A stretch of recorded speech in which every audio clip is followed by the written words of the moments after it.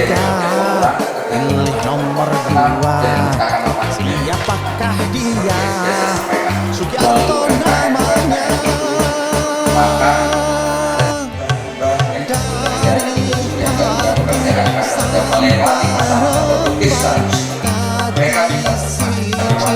milih akan PKB, itulah partainya.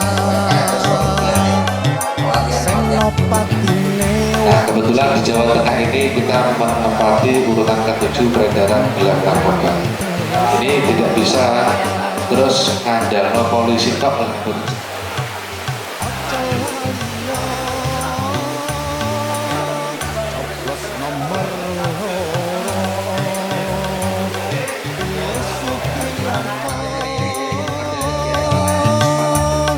Nomor loro caleg provinsi sing paling pasti.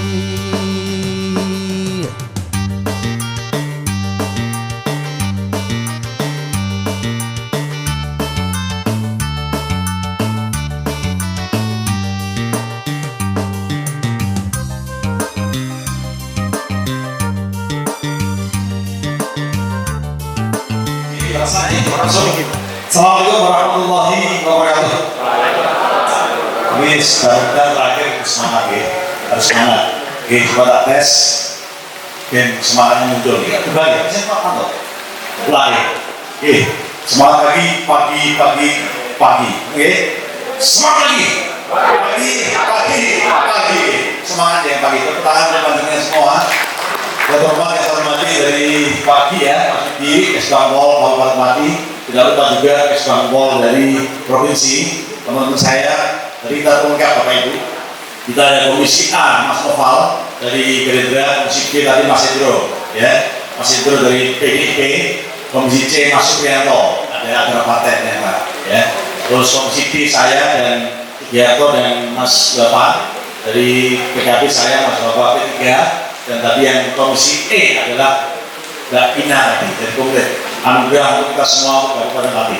Bapak Ibu, saya juga berterima kasih atas rohaninya semua, Pak Kades, Pak Kauman, Pak Tua, Pak Bakaran Kulon, Pak Budi, Doro Payung, Pak Umat, Pak Muti dan segala yang hadir. Biasa ya, saya bagian optimalisasi mengenai potensi UMKM dalam mendukung kemandirian ekonomi nasional. Saya langsung pada tadi teman-teman sudah menyampaikan teori. Coba kita kulik sekarang dalam tataran praktek. Bapak Ibu, kita coba ke sana. Saya itu sebagai pengalaman saya itu kuliah 6 bulan, Pak.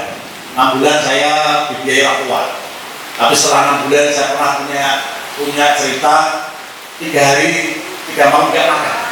Tahun 96 awal. Karena apa? Orang telepon, orang apa-apa, utang izin, nilai konco izin, dan ini salah. Pada waktu itu saya langsung buka usaha. Jadi tidak mau itu 3 juta itu besar. Saya sedih karena swasta. Tapi alhamdulillah anak saya terima negeri ya, kebetulan umum di Unair ke Universitas Mikro, Brawijaya, alhamdulillah. SNBP dari gratis, alhamdulillah itu lagi. Berjalan. Itu ceritanya terus saya bikin tekan itu, saya bikin bubur tekan hijau. Kalau itu kuliah itu per semester 600.000 kayaknya gitu. Jadi saya bulan 100.000. Saya waktu itu bikin 3 bubur tekan hijau dari Indomie. Ya waktu kuliah itu saya sebenarnya dapat 750. Jadi gaya waktu itu. Terus berkembang ke kopi, ya, internet. Muncul mulai partai waktu itu, pertama bacaan, CD program, itu per bulan kadang sampai 25-30 juta pada waktu itu. Jadi suatu konglomerat pada waktu kuliah tadi itu, sampai dengan laundry saya punya. Terus terakhir saya juga usaha rosok. Rosok saya juga pernah pengalaman, kerja apa saya baru tahu ini. Saya juga nyambi betul kapok karena memang asli kerabat, itu. Bicara mengenai UMKM, coba Bapak Ibu, semua sedikit. UMKM kita sudah bicara mengenai peraturan pemerintah ya nomor 7 2021. Ini yang di materi mungkin ini kalian tadi mau dibaca hanya ulasan bersama ya. Itu ada apa di sana? Ya di sana ada terkait dengan KPP, kemudahan terkait dengan perlindungan dan juga terkait dengan pemberdayaan dari UMKM. Intinya adalah turunannya adalah Perda Jawa Tengah nomor 3 tahun 2023. Kebetulan saya komisi D, Pak. Soal ekonomi ini termasuk poin besar dari kami atau yang saya membantu dari kami adalah pinjaman itu full. Tapi ketika saya coba, ternyata ketika informasinya pun itu tanpa aduan, ternyata pakai aduan. Dan memang udah disetting, Mas, nanti ketika saya mengikuti sosialisasi, kalau nanti di tes diminta untuk isi, kasih dengan pakai aduan. Tapi kalau saya itu pakai aduan, Mas, itu. Nah ini untuk pengembangan ini mungkin ada peningkatan dari proses ini. Terus yang kedua, terkait budaya, Pak. Budaya yang hari ini telah yang akan kita lakukan, yang menjadi bibit dari teman-teman sekarang muda, yaitu takbir keliling, Pak. Yang kemarin sempat dilarang Pak Bupati dan alhamdulillah beli dari TP Pak, diizinkan. Dan dari ini alhamdulillah luar biasa dari teman-teman desa, supportnya luar biasa. Nah ini mungkin ada inovasi juga dari peraturan daerah itu terkait yang masuk takbir keliling yang identiknya sering digaungkan oleh anak muda, yaitu pakainya sombong. Nah ini kan sebenarnya sebuah ide budaya yang sudah dilakukan dari tahun ke tahun, tapi tidak diinovasi saja.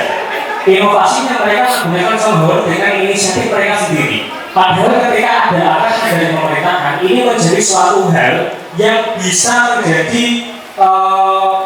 bahkan apa ya, bisa digaungkan di mancanegara. Makanya di Indonesia pasti ada takbir keliling dan pasti ada ogoh-ogoh, ada kreativitas dan lain-lain.